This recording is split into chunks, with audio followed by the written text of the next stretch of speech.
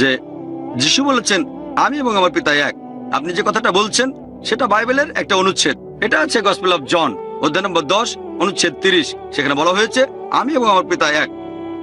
তবে যদি কোনো খ্রিস্টান মিশনারিদের জিজ্ঞেস করেন সেখানে প্রসঙ্গটা কি, এখন পর্যন্ত এমন কোনো মিশনারিকে আমি দেখিনি যে প্রসঙ্গটা বলতে পারে এই বাইবেলটা না খুলে।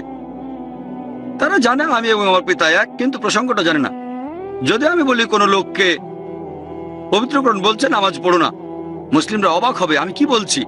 কোরআনে এটা আছে নামাজ পড়ো না, তবে এটা অর্ধেক আয়াত। সূরা নিসা অধ্যায় 4 আয়াত 43 বলছে যে তোমরা নামাজ পড়ো না যখন মন কুয়াশাচ্ছন্ন, তোমরা নামাজ পড়ো না যখন নেশাগ্রস্ত।